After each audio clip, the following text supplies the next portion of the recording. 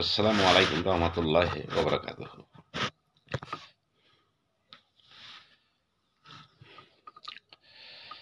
বর্তমান অন্তর্বর্তীকালীন সরকারের মেয়াদ ৩ মাস পার হয়ে গেল।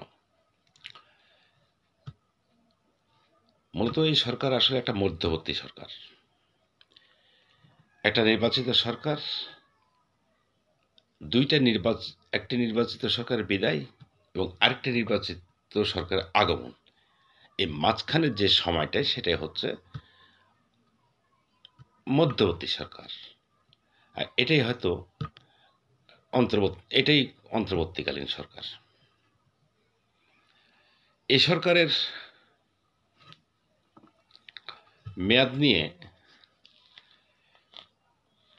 এমন একটা পরিস্থিতিতে সরকার ক্ষমতা দখল করেছে যে যেখানে তার মেয়াদের কোনো উল্লেখ নেই। তারপরেও এটা সরকারের মধ্যবর্তী সরকার, সেহেতু এটাই ধরে নেওয়া হয় আর কি, অনির্বাচিত সরকার যেহেতু।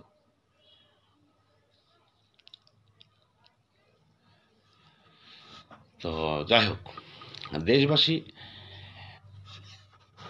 একটা ধোঁয়াশাচ্ছন্নতার ভিতর ছিল, প্রচণ্ড সন্দেহের মধ্যে ছিল যে এই সরকার কতদিন থাকবে, এবং সরকারের পক্ষ থেকেও এই যাবৎ কোনো দিন কোথাও কিছু বলা হয়নি সুস্পষ্টভাবে।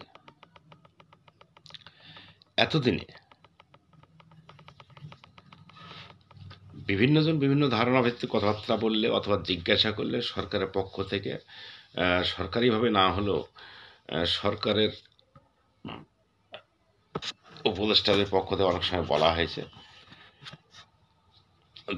যৌক্তিক সময়টার কি ব্যাখ্যাটা এইভাবে দেওয়া হয়েছে যে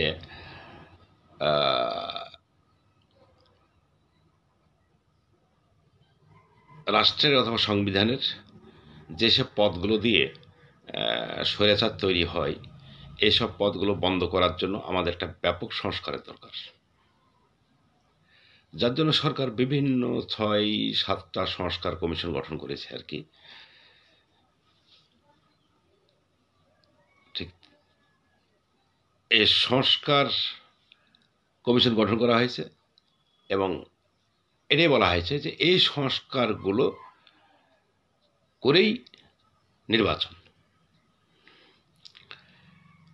এই ধরনের কথাবার্তাগুলো বলা হয়েছে খুব কৌশলী আর কি। কিন্তু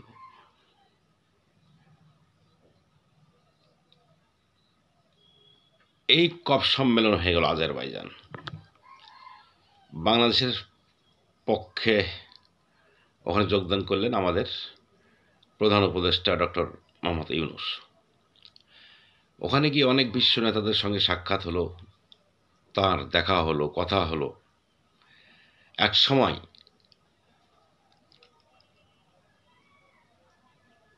আল জাজিরা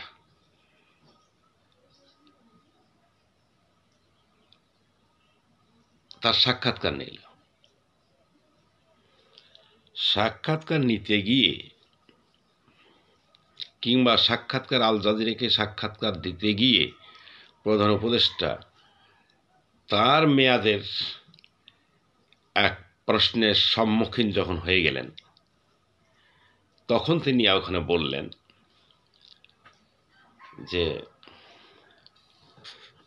আমাদের দেশে নির্বাচিত সরকারের মেয়াদ তো সম্ভবত 4 বছর করা হবে।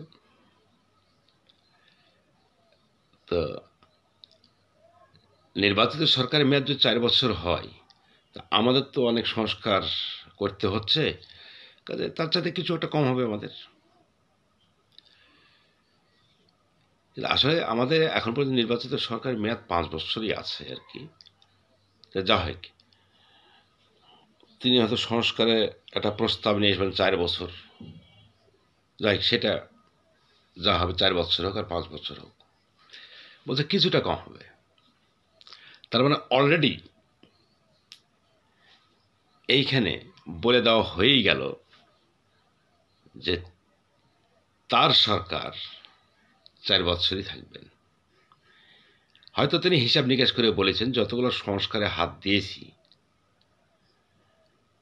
তাতে 4 বছর সময় লাগবেই। এই একটা বিষয়। আরেকটা বিষয় হচ্ছে এই, মানে আসল কথা, কথার অন্তরালে তো অনেক রহস্য থাকে, সেটাও বুঝতে হবে। উনি ভালো করে জানেন যে সংস্কার করার মতো ইন্টারিম গভর্নমেন্টের কোনো ক্ষমতা নেই। শুধু প্রস্তাবনাগুলো তৈরি করে রেখে পরবর্তী পার্লামেন্টে অনুমোদন নেওয়া ছাড়া, অর্থাৎ নির্বাচিত সরকারকে লিখতেছে নির্বাচিত পার্লামেন্টকেই লাগবে এটা সংস্কার করতে। তার উদ্দেশ্যটা কি হতে পারে? আমার ব্যক্তিগত অভিমত, ব্যক্তিগত ধারণা যে তিনি রাষ্ট্রের কল্যাণে বা রাষ্ট্রের কল্যাণের চিন্তা নিয়ে যতখানি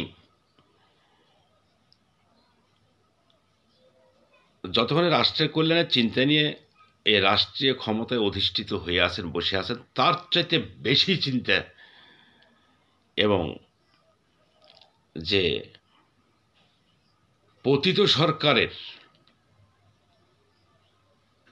মন্ত্রী, এমপি, প্রধানমন্ত্রী এদের শায়েস্তা করার জন্য, অর্থাৎ তিনি অত্যন্ত একটা প্রতিহিংসা পরায়ণ হয়ে আছেন। ওনার ধারণা 4 বছরের মধ্যে অনেক বিচার কাজগুলোই হয়তো আমি করে ফেলব।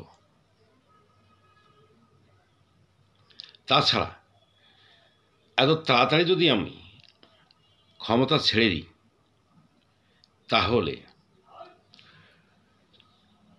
রাজনৈতিক দলগুলো যদি পারস্পরিকভাবে হাত মেলায় দেয় তাহলে আমার মিশন ব্যর্থ। আমার প্রতিহিংসার আগুনে একদম পানি ঢেলে দেওয়া হবে। যাতে প্রতিহিংসার আগুন তো তিনি নিভাতে চান না, তিনি চালিয়ে রাখতে চান। কারণ নোবেল পুরস্কার পেয়েছেন এটা ঠিক, কিন্তু আসল কথা তার মানসিকতা তো নোবেল পুরস্কার মানেন না। না হলে তিনি 4 বছরের কথা বলবেন কি করে? অর্থাৎ একটা ইন্টারিম গভর্নমেন্ট, মধ্যবর্তী সরকার, যার দায়িত্ব বিদায়ী সরকারের পর একটা সঠিক নির্বাচনের মাধ্যমে আরেকটা সরকারকে ওয়েলকাম জানানো অথবা দায়িত্ব বুঝে দেওয়া। এই যে এটাই মধ্যবর্তী সরকার। তার বয়স কত হতে পারে? 3 মাস। অতএব তিনি সংস্কার নামে কালক্ষেপণ আর 4 বছর মেয়াদ উল্লেখ করতেছেন যে তার প্রতিহিংসার শিকার যে রাজনৈতিক দল, তার সেসব নেতাদের বিরুদ্ধে যে মামলা মোকদ্দমা করা হয়েছে সেগুলোতে ফাঁসিতে ঝুলানো যাবে কিনা তার একটা ভিত্তি তৈরি করা। দুঃখজনক হলো সত্য, ঢাকাতেই কেবল আজকের রিপোর্টে ঢাকাতেই কেবল 350 গায়েবী মামলা হয়েছে। তাহলে শেখ হাসিনার চাইতে বড় স্বৈরাচার জন্ম হয়েছে কিনা এখন, এটা দেশবাসীর কাছে প্রশ্ন। এত গায়েবী মামলা 15 বছরে শেখ হাসিনা আমলে হয়নি।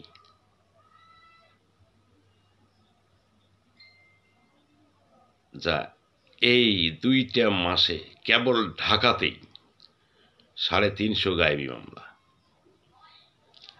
কাজেই দেশবাসী চিন্তা করুন,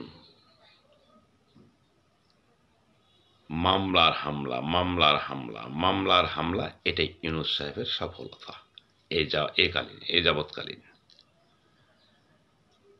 কাজে দেশবাসী সচেতন হন, এইভাবে দেশকে চলতে দেওয়া যাবে না।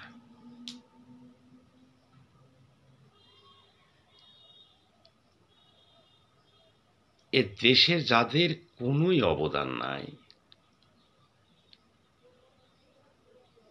আশ্চর্য লাগে ভাবতে, যাদের কোনোই অবদান নাই,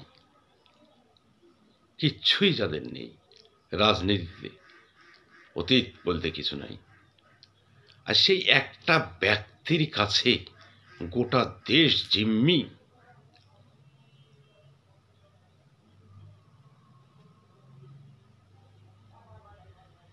দেশের জনগণ কি এতটা, সকলে দেশের জনগণ এবং দেশের রাজনৈতিক দলগুলোকে এতটা প্যারালাইসিস হয়ে গেছে, প্যারালাইজড হয়ে গেছে যে একটা দলের লোকের কাছে জিম্মি।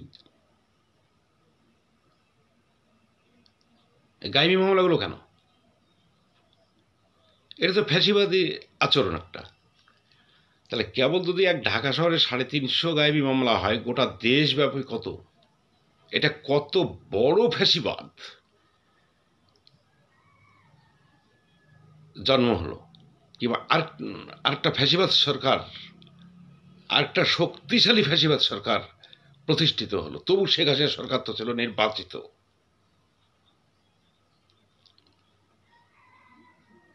আর এখন যে সরকার অনির্বাচিত,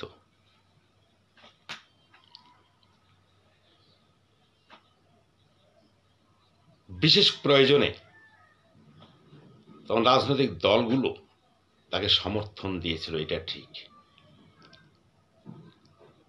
রাজনৈতিক দল আবার কি, একমাত্র বিএনপি ছাড়া আবার কে রাজনৈতিক দল আছে? আর জামাত, জামাতের 5%।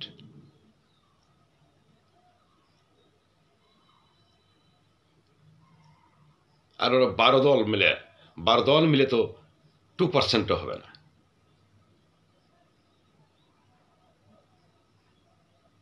তার নিজস্ব তো তার নিজের 1%ও লোক নেই।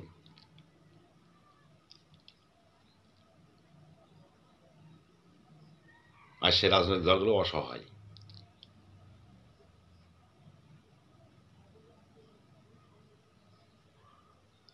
তাহলে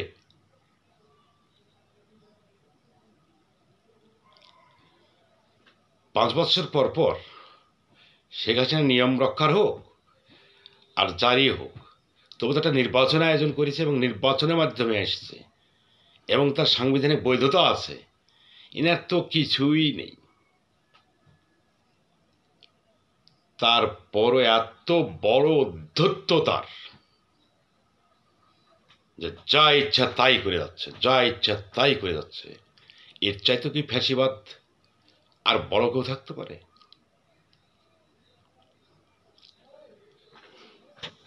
হায়রে রাজনৈতিক দল, আর হায়রে আমরা জনগণ, অস্তিত্ব আসলেই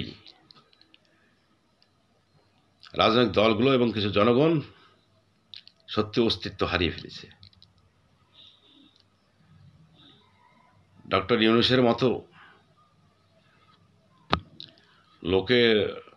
লোকের যখন এই মসনদে এত দাপট, এটাই প্রমাণ করে যে বাংলাদেশের রাজনৈতিক দলগুলোর কোনো অস্তিত্ব নাই, এরা অস্তিত্ব সংকটে ভুগছে কিংবা অস্তিত্বহীন হয়ে পড়েছে। কাজে যারা রাজনীতি করেন, রাজনৈতিক দলগুলো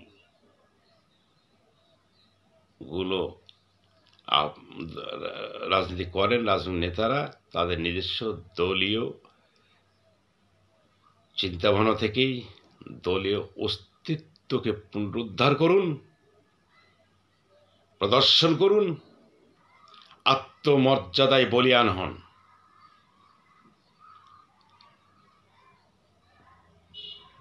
এই কামনা করেই আমি আজকের বক্তব্য শেষ করছি। সবাই ভালো থাকি। আল্লাহ হেফাজত করুন সবাইকে। আল্লাহ হাফেজ।